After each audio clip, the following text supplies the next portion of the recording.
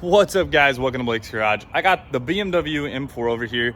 Today I'm gonna be doing a little bit of track prep. I gotta do an oil change, but I have a mod for the oil change, which is pretty cool. It's from Bimmerworld. It's a little spacer that actually gets you more oil volume. It's not only a spacer, but it's actually the oil level sensor, which is cool. It allows you to run quite a bit more oil in the car to keep it cooler, to keep good oil pressure at high G, which is, you know, what we're pulling in a car like this when we're running slick, aero for extra downforce. Let's go ahead and get that in the car. First thing first, we gotta get this little under tray off. So this thing's pretty standard. We just kind of take these bolts all off right here underneath. I do gotta take as well these little nuts. I still have the skid plate under here. Highly recommend the skid plate. And I got this carbon composite aero down here as well. You can see it does take a bit of a beating on these screws here as well. Those definitely seem to bottom out first. And we got just a little bit of scuffing literally every time I come out of my garage. You can see kind of the carbon fibers just kind of getting, I don't know, smashed out of the way. Works great. It makes a lot of downforce in the front. It actually really balanced out my car and it feels really good.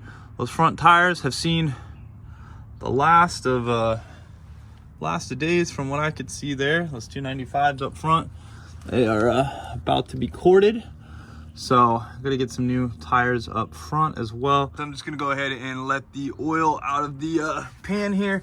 And then that little guy right there, that is actually what changes out with the new component. I got that off, got the oil filter and the little housing. I'm gonna let that drain back into the engine as well there. It's pretty dirty.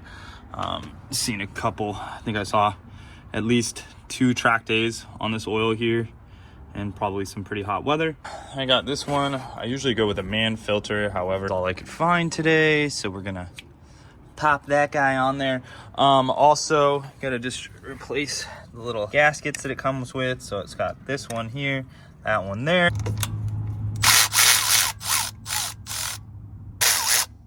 Kind of what goes on here, how much drips out.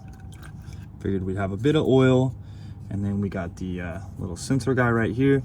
You could squeeze on the 2 side pieces, and that's gonna disconnect it. And we gotta get these studs out real quick and install the longer ones, and then we can put on the new pieces. Okay, so these 2 pieces have to be used together. Do not reuse the original oil level sensor, as you will run your car low on oil. So basically how this is gonna go, you can see the flat piece here.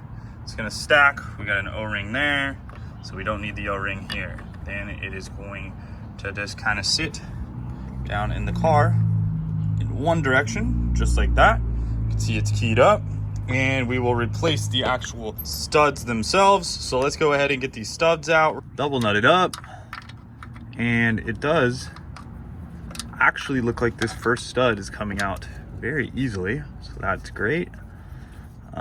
After we do that, we'll do the rest of the 3 and get those new studs installed. That's great. And in case you guys don't know what double nutting is, you see the stud right here. Okay, I'm gonna go ahead and just put one of the nuts on. Single nutting.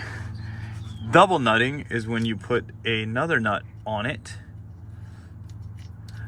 Then you basically hold that top nut with a wrench of some sort, and then you tighten the bottom as to tighten it up to where it smashes between and it's tight on the stud. So now I smashed them together.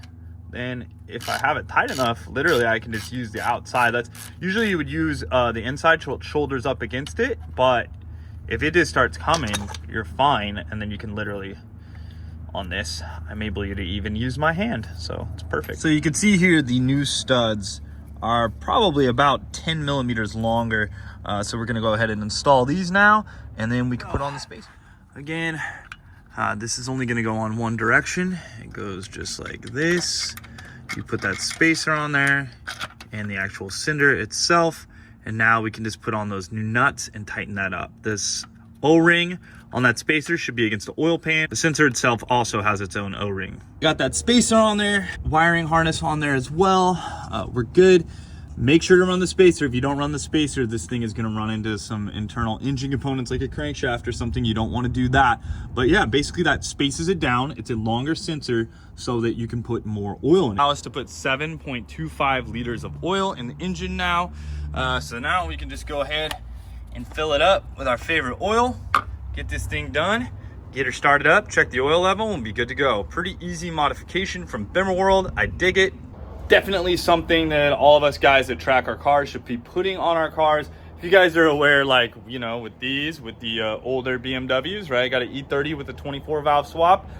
You had to fill those up like 1 quart over, or else they'd click and tap and clicky, clicky, click. And then you'd actually do that and it would still do it. But anyways, it made it a lot better for oil starvation.